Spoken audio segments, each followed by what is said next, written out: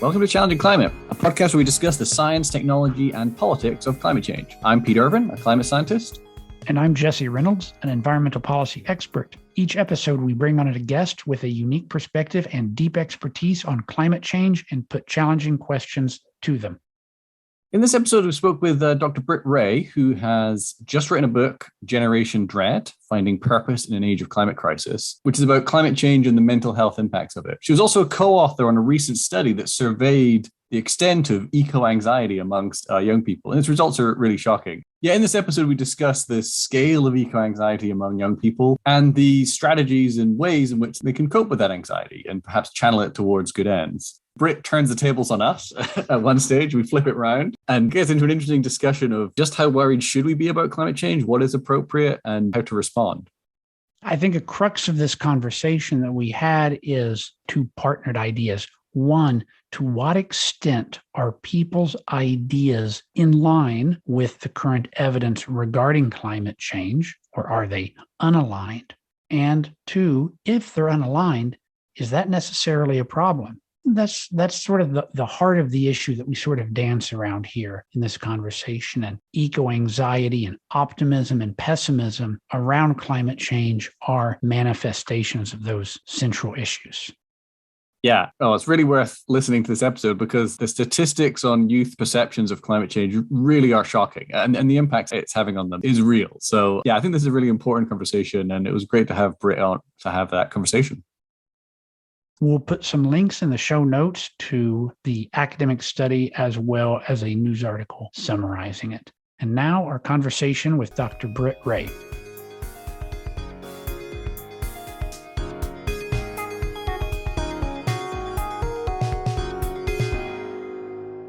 We're joined by Dr. Britt Wray. She is an author and researcher working at the forefront of climate change and mental health.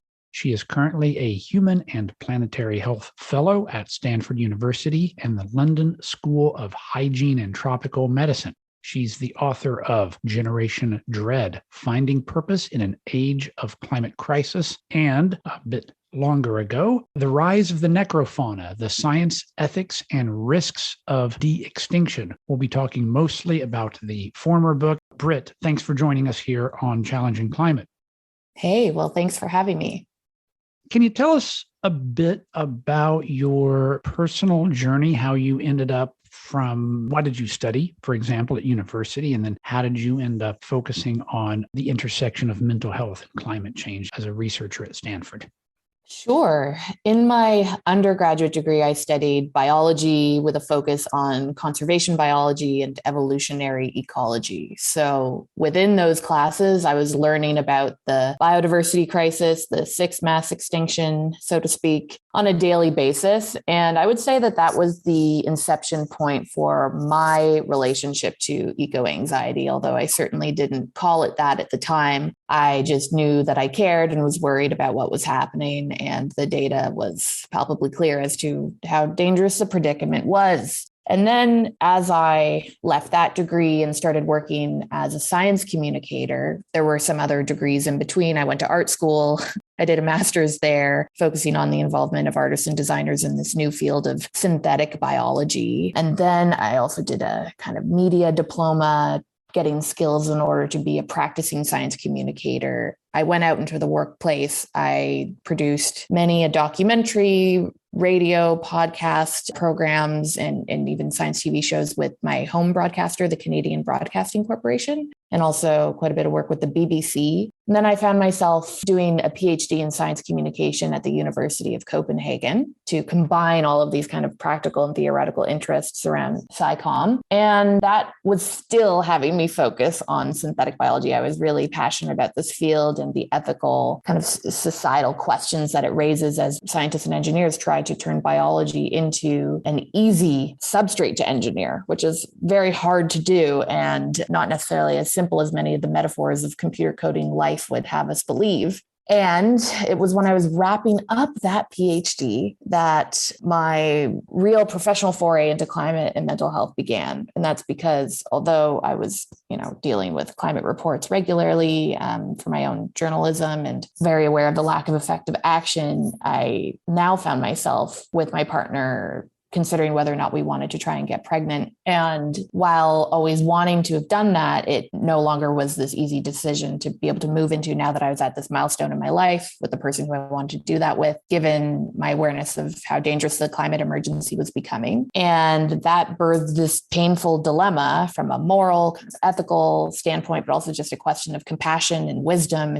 Is it wise and compassionate to bring a person into the world to deal with climate disruption for the rest of their life? And I didn't know if my thinking was twisted or off base. And I started having all these profoundly emotional responses because of this dilemma. And it became a really intimate, kind of severe form of eco-anxiety in my own life that I didn't see mirrored by the people around me. I didn't yet have the backing of politicians and celebrities coming out saying that given what we're facing, it is legitimate and valid to ask whether or not it's okay to have kids, which has happened since then. We didn't have the reports and the polls, the statistics to show us how widespread this reproductive hesitancy or anxiety is in our younger generations due to the climate crisis. And I thought, okay, I need to get to the bottom of this. And although it troubled me, I was fascinated by how this eco distress was now showing up in my life. And I thought, well, okay, if my relationship to it is on this reproductive question, I'm sure there's many other diverse forms of psychological and emotional impact that people are wrestling with. I wonder what they are. And I started to do the research that went into the book that recently came out, Generation Dread. I started with a 1-hour radio program about this reproductive anxiety piece, just to scratch the surface and see if there was enough there. To write a book, I realized there was a whole mountain of interesting insights that I needed to dig into. And that became, a multi-year research project to look into the widespread mental health impacts of the climate crisis. And although in the book I do share my own story, it's much more about the other widespread ways in which this is showing up in people's lives and what coping can look like and how these feelings can be transformed into pro-environmental, pro-social action if we learn how to harness them. Great. Can you define what eco-anxiety or climate anxiety is? Yeah, so I think of it as a grab bag of challenging emotions that a person can experience when confronting the climate and wider ecological crisis. So it includes anxiety, as we hear in the name, but also other often co-occurring feelings like sadness, grief, fear, even a sense of helplessness or powerlessness sometimes, despair, hopelessness. And it's a really wide spectrum that these feelings can land on. It's not that everyone will experience them in a monolithic way. For some, the feelings are fleeting and just there as a light touch when reading a headline, for example, or feeling overwhelmed by all the single-use plastics in the grocery aisle. And for others, it becomes a real overwhelming sense of terror and extreme anxiety that becomes the main color to their way of life and can really impact their daily functioning. So we know that eco-anxiety can be really constructive and adaptive when it gets a person to really reassess the situation, take notice, think about their role in all this and what they're going to do at this time in order to band together with others and push for societal change. But it can become a real negative mental health impact if it starts disrupting one's ability to eat, concentrate, go to work, go to school, those kinds of things. And we do know that climate anxiety can be linked to things like panic attacks or sleeping problems, even suicidal thinking. So it's really a large issue that can't be confined to any single definition. However, the American Psychological Association describes it as the chronic fear of environmental doom. So many people have suffered from anxiety. Do anxious people become eco-anxious, or is this a separate phenomenon? So we have some data to show that you do not need a pre-existing anxiety disorder in order to feel eco-anxiety. Obviously, it is logical that if you are a very anxious person, if you have general anxiety disorder, then the climate crisis is going to give you one more thing to worry about, and that can stoke further anxiety. And indeed, that can be found. However, there is no prerequisite for being an anxious person in order to tap into what is now understood as eco-anxiety. And this comes out in a variety of different studies. One in the UK even found that compared to anxiety about COVID, interestingly, that there was a significant difference by which people who had no previous clinical anxiety could indeed get worried in an anxious state about both the climate crisis and the COVID crisis, but would be more pronounced in their anxiety about the climate crisis than the COVID crisis, whereby people who had general anxiety disorder could equally get kind of rattled about both. You were a co-author in a paper, Hickman et al. 2021, I think, that really shocked me in terms of the numbers there. Can you give us a sense of the scale of eco-anxiety among young people?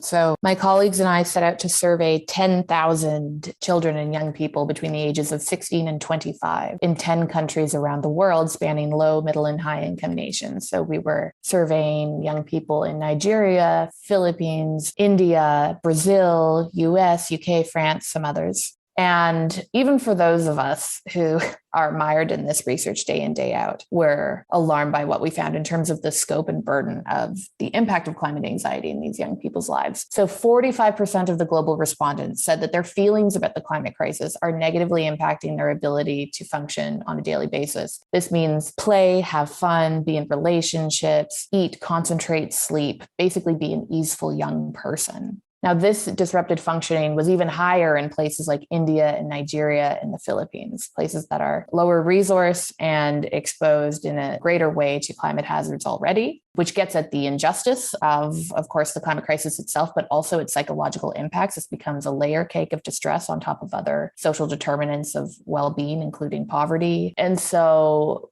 75% of the global tally said that the future is frightening. 56% said that they feel that humanity is doomed, which is horrifying to think that that many young people are walking around feeling that way. And more than 50% said things like what they hold dear in life will be destroyed and that they won't have the same opportunities that their parents had. Now, importantly, we found that these feelings were significantly correlated with young people's sense of being betrayed by governments and lied to by leaders, which gets at this important concept of institutional betrayal, the idea that there is psychological injury that comes with people with less power being dependent upon people with more power to protect them when they see that that protection and responsibility is not being upheld.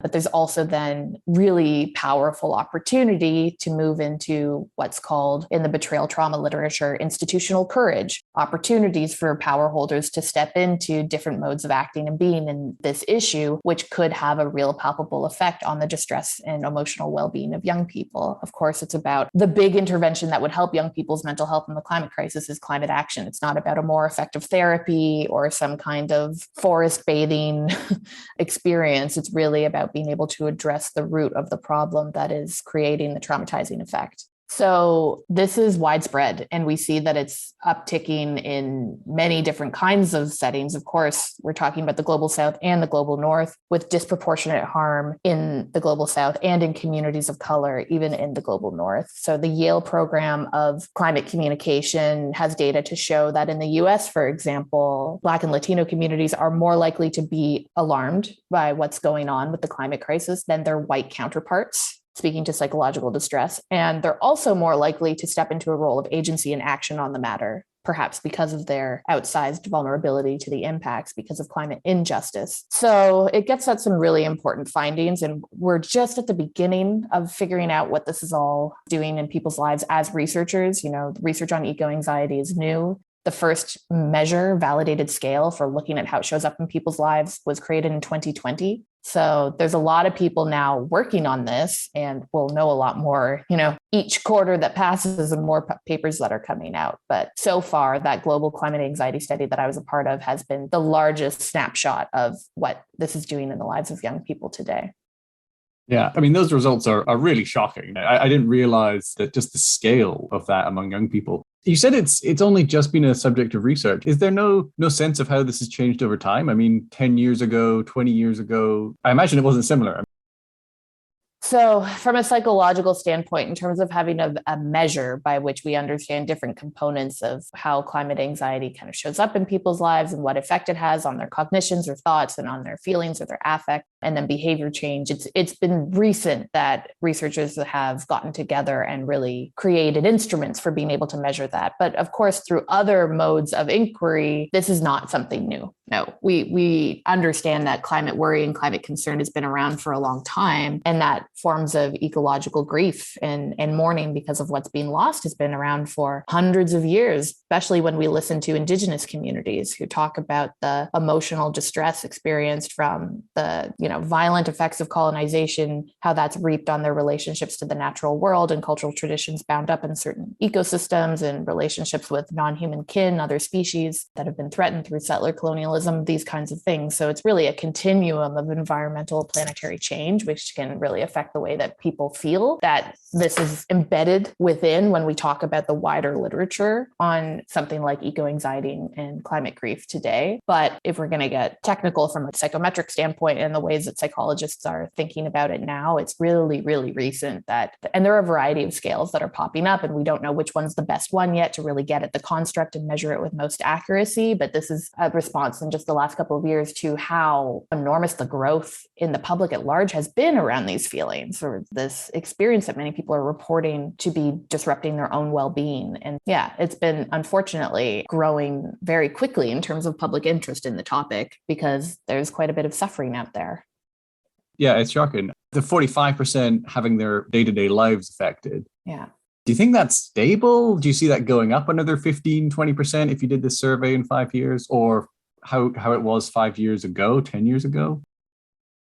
Well, without having the data, it's not fun to really guess. But, the young people have seen increasing climate disruption in recent years in terms of disasters, and then the outpouring of urgent messaging on losing our last best hope to act, and a code red for humanity, and a litany of humanity's failures to protect young people's well-being, and every single kind of authoritative organization that we have, from the World Bank to the UN and everything in between, talking about how we are abjectly failing to uphold our responsibilities to young people by not acting at scale on this crisis. And so they feel betrayed by older generations, I think rightly so, and they feel abandoned. And that is bringing an enormous amount of this distress. It's not just that the environment isn't doing well, right? And that these things are mounting up. It's that they feel they don't have the solidarity that they deserve, while understanding that they've inherited this crisis along with unjustly the duty to clean it up. And they are made aware of this often before they have the opportunity to go out and vote and hold any position of power in society and really make change. And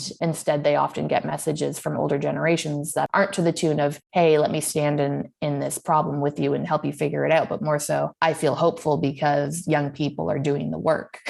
Off putting their hope onto young people, which is a different form of abandonment. So I don't think it was as pronounced 5 years ago. I think that we've had some major changes, some really key moments, whether that's the 2018 IPCC report outlining the difference between 1.5 and 2 degrees, which really changed people's relationship to this idea of a ticking clock. It was kind of etched into people's minds that we only have 12 years to avert climate catastrophe. And then you see year on year that we're having more record-breaking temperatures, and also seeing that emissions are still going up. And that's just horrifying for people. And then there's other kinds of drastic events, such as the rise of Greta Thunberg and other youth activists around the world, and Fridays for Future, and getting millions of people in the streets, and having the Alexandria Ocasio-Cortezes and the Bernie Sanders and the other really adamant kind of climate-focused politicians with their messaging. And, that's a very US-centric way of answering that. But of course, this is echoed in many places around the world, including the empowerment young people are moving in to sue their governments, right, for failing to protect their futures by not taking action in all these climate litigation suits that are now unfolding between youth and their nation state. This was not there in the same degree a few years ago. And I think that this is all part of the urgency and the distress, but it's not unfounded, it's valid. And going forward, the big question about how this will be steady or not is, will there be dramatic, bold, systemic change to address this at the scale that is demanded, that is in line with the science? If our politicians and business leaders and power holders writ large did show that they are rolling up their sleeves and really doing the work, then I think the distress could be at a much more steady level,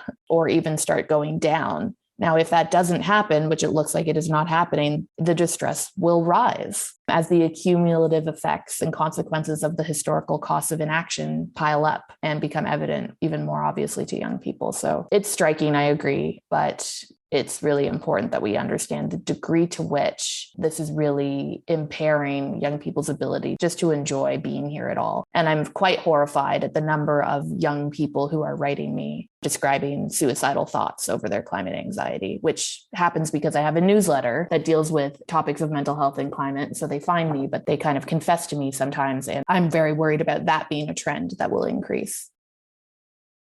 Quick question, or a pair of questions, I suppose, on the data. We've talked about some of the levels of climate anxiety and differences among racial and ethnic groups. How do the levels of reported climate or eco-anxiety differ, A, by age category? You emphasize the youth. I presume youth report higher levels of climate anxiety than older people. And B, how do the results differ, if at all, between men and women?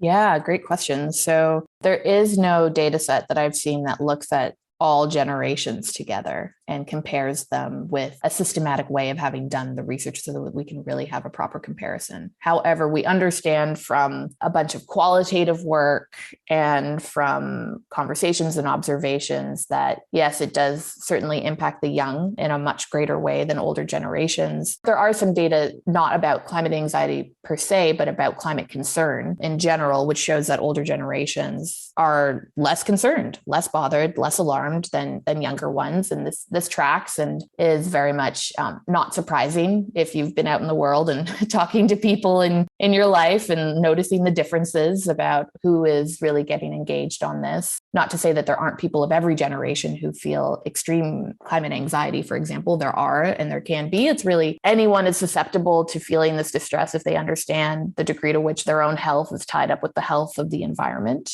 And then they kind of respond to that in their own unique ways. But when we look to gender differences, the anxiety tends to be more pronounced in females than in males, but not such as to say that it's not significant in males. It is as well. And there is, I think, a lot of interesting work to be done there, but it hasn't yet been a huge focus on my work per se. But I have noticed that, for example, in that global climate anxiety study of the 10 countries, that there was a difference with more female response than male. Let's talk about how people manage climate anxiety. First, let's start with the dark side. How do people who experience or at least report climate anxiety respond in unhealthy ways? How does this manifest in harmful ways? You've mentioned thoughts of suicide and you've mentioned considering to not have children. What are other ways that are clearly negative in their manifestation? Well, it can be a real cost to one's well-being if they can no longer sleep well. There have been climate eating disorders that have been reported, whereby a person becomes so focused on trying to winnow away their carbon footprint that they actually start acting as though they shouldn't be here at all in terms of their own consumption, which of course attaches to food, but also clothing and other kinds of personal products that they might be using, or a kind of climate orthorexia, an obsession with eating clean for the environment, so to speak. There have been reports of just general lack of ability to work. I've interviewed people who have found themselves in such a dire form of distress about the climate, they could no longer get out of bed, just extreme depression and detachment and lethargy. So you kind of see the same responses that you would with other forms of anxiety and depression when it gets out of hand and people are pushed way outside of their window of tolerance for coping with daily life. And turning to the relatively positive side, what are some of the mechanisms that people who have experienced climate anxiety have learned to cope and perhaps even channel their anxiety into more positive directions? Yeah, I mean, a lot of this can be positive, and it is made a lot easier when a person no longer is sitting in the thoughts and feelings alone, because that makes it a lot harder to cope with them and understand a way through them with creative curiosity. And what's required then is containment. So in psychology speak, this is the idea that any experience in life, even the really difficult ones, can be food for thought and therefore growth and development if they're given the right container to be digested and processed in. And that has to happen in relationship to another person. So it's either just one other person or a group of people who, importantly, will validate the distress, give it permission, mirror the feelings, and help make a person feel as though they belong in that space, which sounds very simple. However, not necessarily easy to find on this topic, because if someone is very distressed and shares these maybe with a circle of family or friends, it can be quite frequent that they will be met with a response that minimizes the distress, which leaves a person feeling many times worse and misunderstood, and actually goes against the current thinking from mental health professionals that says, no, climate anxiety is not a mental disorder. It is nothing you can find in the DSM or get a diagnosis for. It is a natural, normal, healthy response to a real unfolding civilizational existential threat. So it's your body's evolutionary adaptive quality of, having an anxiety sensor about something that's precious and dear to you that you have to deploy resources around to improve the situation, which is what climate anxiety really can do. It can cause people to try and improve the situation, which is super constructive, but it needs to, find the containment. And I can't tell you how many hundreds of people I've talked to that when they just realize that they're not the only one who cares and is distressed, but when you can connect with others over it, this weight gets lifted. And then you start seeing the ways in which you might be fueling thoughts in a narrow tunnel vision that narratively forecloses the future and is ignoring all the other positive, nourishing, simultaneously true things that are going on.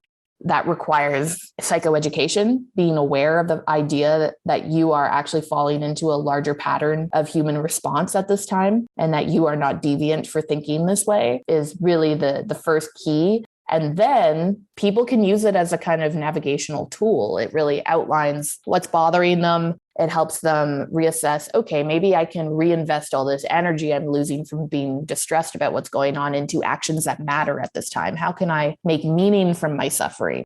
Yes, I'm a tiny drop, but we all need to be drops in this big sea change, this big tidal wave of change. And that becomes a really empowering journey that many people report their eco-anxiety brings them to, but it requires time, it requires processing. It isn't like an overnight immediate thing. And we have to get better at flexible thinking, which is not immediately available often when one is eco-anxious. And what I mean by that is that because of the intense amounts of uncertainty that people feel around this crisis when they're contending with questions of how bad it's going to get and how nations are going to respond and, how it's going to show up in their own lives and that of the people they love, the brain really doesn't like uncertainty. It's not easy to hold that tension. And also what's very uncomfortable for the brain is holding conflicting thoughts or ideas in the mind at the same time. So yes, the fear and the alarm, but also the hope and the courage and the resolve. It's much more comfortable to kind of split things off into black and white thinking and then commit to one of the two sides of this fence. So one might be kind of thin, naive hope and techno-optimism and the idea that someone's coming to save the day and therefore I don't need to worry about it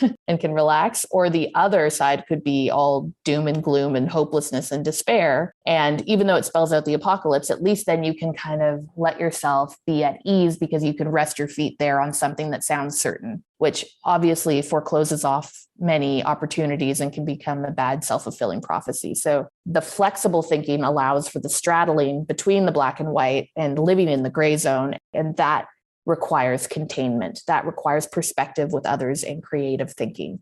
So many people will report having gone on some kind of journey that requires banding together with others in order to make use of their climate anxiety so that they can get to that point.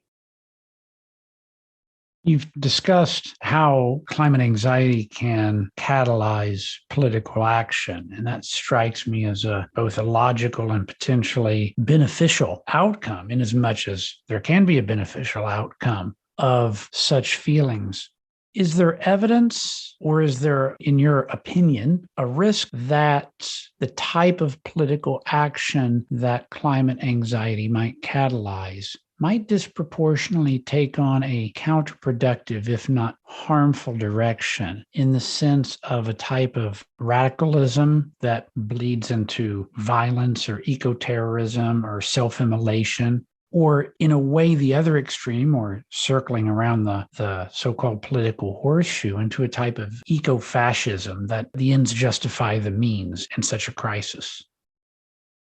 We don't have data to show any of those things, but they're perfectly worth asking. And they're very interesting because we're seeing them as societal developments out there in the world, right? So I think people have been very quick to try and ascribe the self-immolation of Bruce to climate grief and despair, which is by all means, from listening to his community of practicing Zen Buddhists, an oversimplification of what he was doing. It wasn't suicide and it wasn't political protest. It was an aspect of long history of tradition of self-immolation within that community, which is more about making a statement of compassion towards, in this case, others in the earth, trying to make a statement that our house, our home is burning, and I'm going to show you that in the deepest way that I can. So it's, I think, too much of a knee-jerk reaction to say that that was the result of climate anxiety or climate grief, for example. And although without having known the man, we will never understand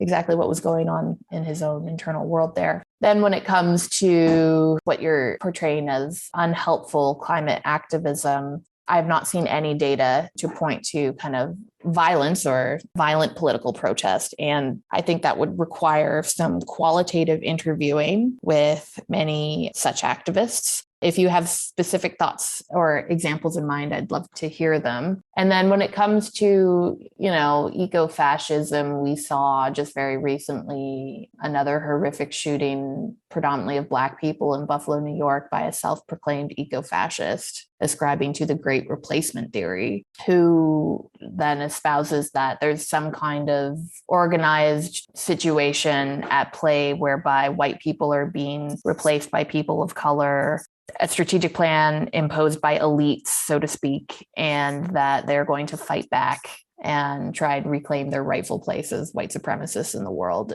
which is obviously totally ridiculous, but also just extremely worrying, given that we know we're going to have to contend with climate migration in huge amounts of waves never before seen in terms of people searching for a better life, walking over borders in order to do that by mid-century. So these are predominantly going to be people of color. What does that mean in terms of how the right wing and white supremacy might be dealing with what they will be interpreting as great replacement kind of impacts? It's very scary in terms of stoking violence and conflict, on top of what migration already brings in terms of risk for violence and conflict, especially as more people compete over dwindling resources. So yeah, it is another interpretation of climate anxiety, right? As certain people who hold certain values start to feel more stressed about planetary change and what that is doing to our human communities, that they might act out maladaptively on that anxiety by turning to violence. Yes, I believe that that is very true. However, also don't have the data yet on what that means at any kind of population level.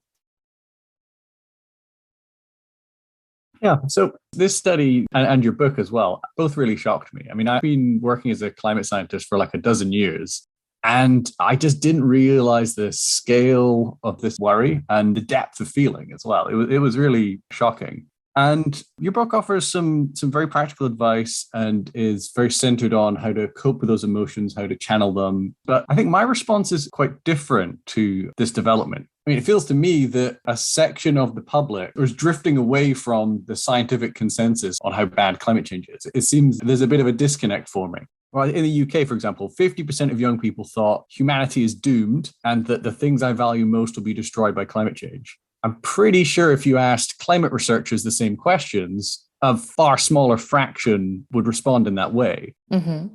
Is that your understanding? Is there any survey results comparing public views against climate researchers' views?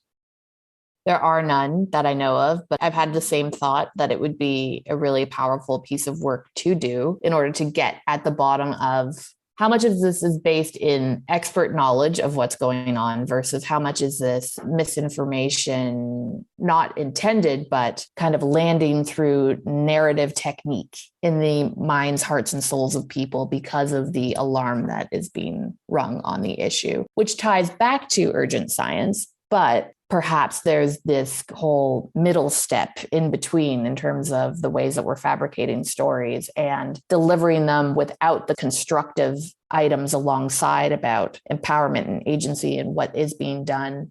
And because without that, we know, because due to cognitive psychology, our brains over-respond to negative information, and it can really easily lead people to this kind of apocalypse fatigue and despair space quite quickly. And when they don't have the tools to otherwise get the information because they're not a climate scientist or they're not professionally engaged with this, then it can really become an oversimplified story that people then ingest as an existential threat that lives with them in their nightmares and their waking days. I'm not sure. I think it would be really interesting to do that work. At the same time, I do know a number of climate scientists, conservation biologists who are despairing, So it's a tricky one to parse out. Yeah, climate is just an incredibly complicated problem. There's a whole set of expertise about, what does it take to cut emissions? What is the state of the economy around fossil fuels and the transition? There's the understanding of how CO2 changes the climate, which again is this whole subject of its own. And then the impacts, which again is a different set of experts. So there's very few people that sort of are expert on everything.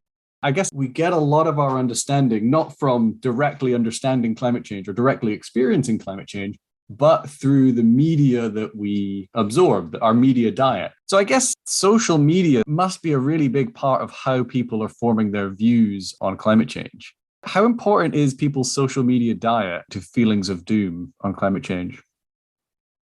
Well, it is certainly about the digital diet to an extent that we have to be conscious of how much bad news we're taking in and balance that out with the nourishing good stuff, which social media does not do a good job of for many people, depending on how you follow and where you're looking. And getting stuck in these tunnel views of just doom scrolling is very easy. And there's a stickiness to those stories and feeds that just keep people going into the night. And it can be obviously an incredibly depressing place to be, such that if you just delete some of those apps, if you put some timers on them, you can really see a notice and well-being and emotional benefit.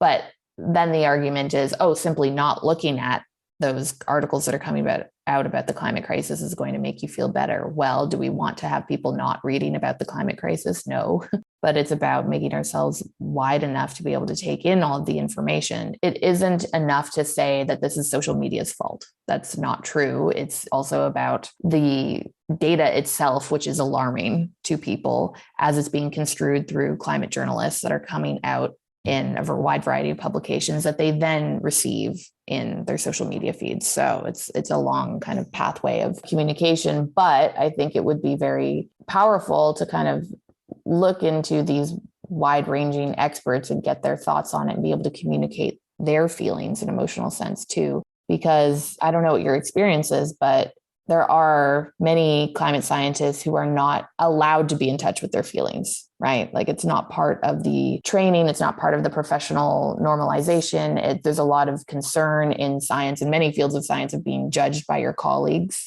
right? For not being a good scientist if you don't uphold XYZ behaviors. And one thing that has been very important is to always speak, of course, from empirical data in an objective way, but to not bring in a whiff of emotion and to not be seen as an advocate, and to be able to protect the neutrality of the findings so that they can go out into the world and have their impact. And that all makes sense. But I've also spoken with climate scientists who say it's now breaking down. I can't keep the feelings at bay any longer because there's too much of a psychological cost of bearing witness to the solutions we have not being deployed. And that is something I need to talk about and grapple with, even though I've not been able to do that. I've never been able to talk about that with my colleagues. So how is it for you in terms of being on the inside and what you see as the role of emotions in the space of science? It's a good question. I guess I don't get very emotional about it. I see climate change is going to be a real serious threat, but I don't see it pushing out some of the other big problems that we have already. And I think the worst case scenarios that I think attract most of the media attention now seem quite unlikely. I think maybe it's just my nature. I'm quite optimistic. Something I want to try to slice apart here. Some of the climate anxiety, in as much as anxiety can be warranted, is warranted, that there's a problem out there, and it's at least understandable that people become so concerned about something with such great risks.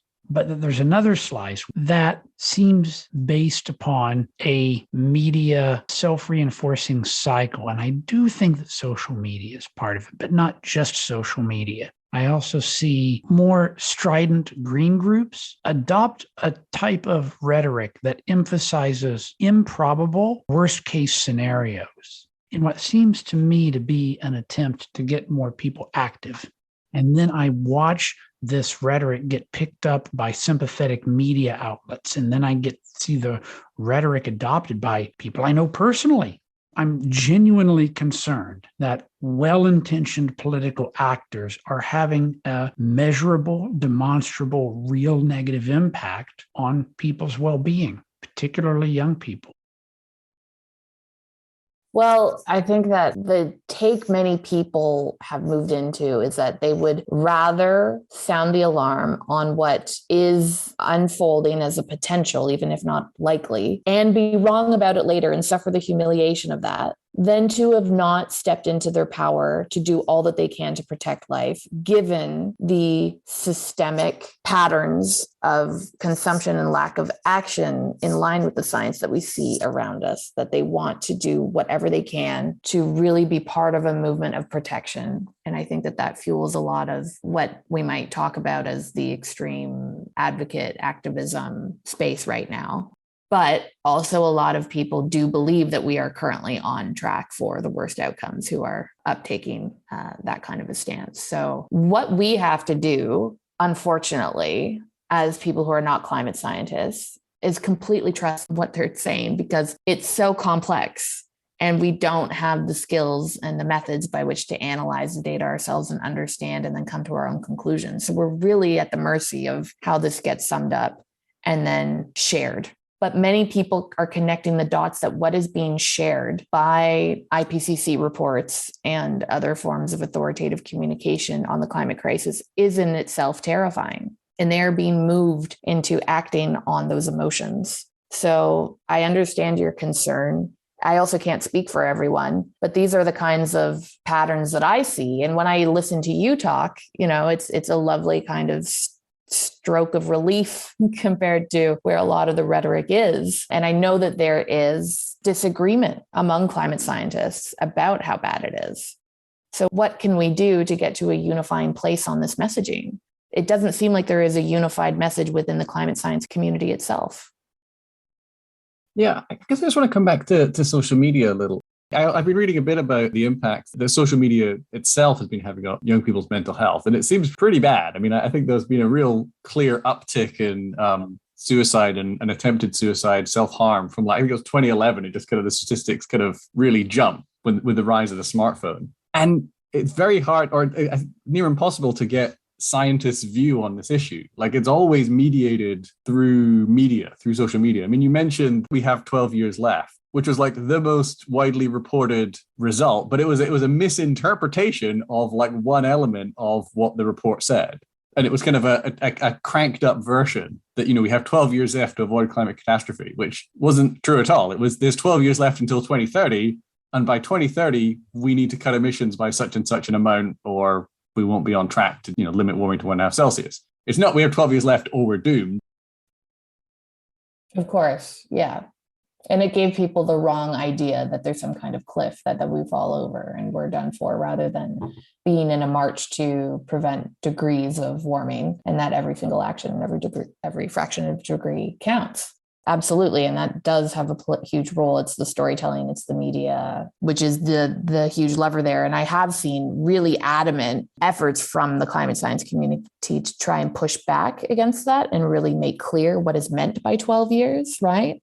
I think that has been a wonderful kind of effort on behalf of many, including climate journalists. But does it mean that it reaches everyone after we've had the short, snappy statement of 12 years? Probably not. Wow. I think your book definitely offers some really practical advice for people who are struggling with emotions and how to cope with this genuine and legitimate worries about climate change. Well, thank you. I mean, in terms of where you want to see climate communication going, I'm curious about what kind of emotional tone you would like it to take. I guess we've got a limited amount of worry, or it's only practical to have so much worry in one's life. And I guess I'm a little concerned that the fraction of young people's worry that's being devoted to climate change is maybe a little out of proportion in some people. I guess I want to stress to young people that it's probably not as bad as many of them think, because there really is a lot of this doom-laden understanding going around. And I just feel that that is a misrepresentation of where we're going. The action is happening. If it is, it's slow, but it's happening. There will be impacts, but we can adapt to some of them. There will be losses. I think climate communicators have focused a little too much, perhaps, on the climate skeptic side of the debate and have not focused enough on the kind of alarmism that's been developed and this kind of tendency for media to promote those really compelling negative messages. Jesse, what do you think? I think there is a time and a place for looking toward the lower end of the bell curve of distribution. It's an asymmetrical bell curve of expected impacts of climate change. Saying, look, there's a real chance that something bad may happen, like much worse than expected. But it needs to remain grounded in what's the probability as best we understand it, what are the real impacts, how will these be distributed? And climate change itself, which I've dedicated my career to understanding and advancing diverse action towards reducing, doesn't seem to me to be the biggest problem the world faces. It might be the most challenging one. I would put things like economic development as a higher priority. Let's make poor people less poor. Let's have fewer extreme poor people. That's a higher priority. And if you look at improving people's lives, the margin there is much greater. The good news is that's happening. We know how that works, right? Stable institutions, trade, et cetera, et cetera. Reducing risks of nuclear war. That's a tough one. It's an important one. Thinking seriously about the risks of artificial general intelligence is a newer one that is appropriately rising on the radar screen. I do think that climate change is a particularly vexing problem because of the collective action problem, where everybody wants action, but nobody wants to be the one taking the lead because it's individually costly. The very challenging distribution of past responsibility for cumulative emissions, which is different than current and future emissions, which are all really quite different than the expected distribution of impacts. This makes it a very difficult situation, but that doesn't mean it's the most important one. And I would think if I was giving advice to a young person who wants to make the world a better place, it depends upon the particular person's skill set. But I'm not sure I would point in the direction of focusing on climate change. So that's a bit of a long-winded answer, but to circle it back around to what I think the emotive content should be, it varies on the situation, but it needs to be grounded in the best available evidence. And so for a young person, considering that by 2100, there could be a 3-degree temperature rise, what do you say to them? Well, what would be the impacts of a 3-degree rise? Who would bear the impacts? How can they be reduced through a variety of measures, which include but are not limited to emissions cuts? I would think seriously about adaptation. And adaptation is enabled by economic development. And to the extent that climate risks are disproportionately borne by countries that are near the equator and that are poor, one way to greatly reduce climate impacts on people and on future people is to make those future people less poor. Mm-hmm. So economic development, making poor countries less poor, making them middle class, even making them prosperous, is climate action. And at the margin, that might be where the value is added. But that's a message that is very rarely heard in the media, on social media, and certainly not from environmental organizations. Mm-hmm. So I imagine over your career, looking at the past decades of messaging on this, have you noticed a very swift change in the last 5 years, 10 years, something that feels different than before that you think is leading to some of the more harmful effects that you're concerned about? Yeah, I'm going to speak for myself. I'm curious what Pete thinks.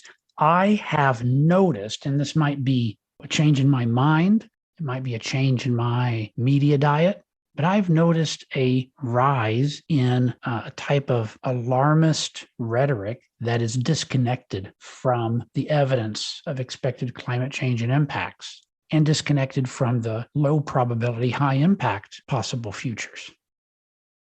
Yeah, I feel it's sort of social media, like nuanced, middle of the road, a little of this, a little of that. On the one hand, this, on the one hand, that. Those messages don't do well. It's scientists say all of life will be destroyed by 2030. You want the most extreme negative or the most extreme positive. Those seem to really fly on social media. So I guess I feel there are communicators out there who are doing a good job, who are widely recognized and followed. But it does seem that there's a lot of people pushing some quite extreme views, and social media rewards those extreme views. So I think that Twitter and social media in general is driving people to the extremes, both among experts and communicators and the public. It's pushing us to the extremes. And yeah, I think climate change is bad, but I don't think it's that bad. Yeah, you're both aligned, I can hear. And I'm just curious what you think about scientists joining Extinction Rebellion and hitting the streets in many cities around the world just recently. Yeah, you can be angry. You can take political action, whether it's something as traditional as voting or something as radical as protests and civil disobedience even, is not inconsistent with doing your best to keep your understanding, however you go about it, connected to the best assessment we have. Those aren't incompatible at all. This has been an interesting conversation where you've turned the tables a bit and asked us some questions about why we are, relative to others in the climate change space, let's say, not pessimistic. So let me flip these questions around back to you. You've written about researched climate anxiety. It's a dark topic about the possibility of a dark future. What gives you optimism in climate change or elsewhere? What makes you happy or positive about the future? Well, I've been able to reorient my career so that I'm working on this project, which I was not before.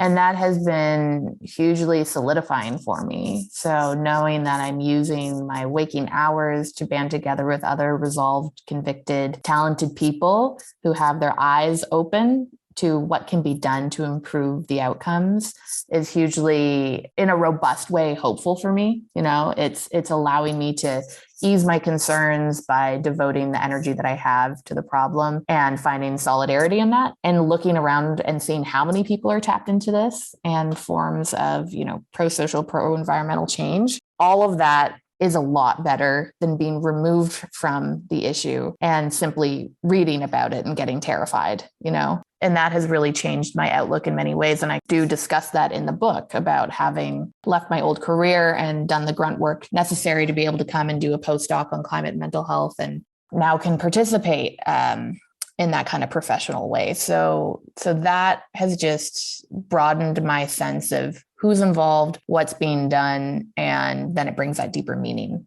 and purpose part, which makes things better. But I'm still incredibly concerned about what's going on. I think it's already of huge importance in the now in terms of the damages and losses. Like I don't need to be fretting about the future when people are already bearing the brunt of climate hazard exposures and harms right now that need support. So yeah, I wouldn't say it's like a magical overnight change where I'm now just hopeful about the future, but being able to be constructively working on it does bring a very different emotional orientation to what's going on. And I'm no longer rattled in the way that I was, which I document in the book around my on-ramp to eco-anxiety.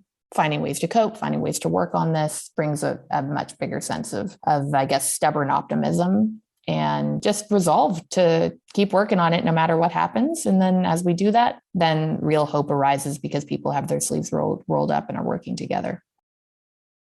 Our guest this episode of Challenging Climate has been Dr. Britt Wray of Stanford University. Her recent book is Generation Dread: Finding Purpose in an Age of Climate Crisis. Britt, you mentioned a newsletter. Where can people find your newsletter and plug into that? Oh, thank you. Yes, it's at gendread.substack.com. And it's just there and it's free subscription. Great. We'll put a link in our show notes. Britt, thank you for joining us. Thank you for having me. Yeah, thanks. This is very interesting.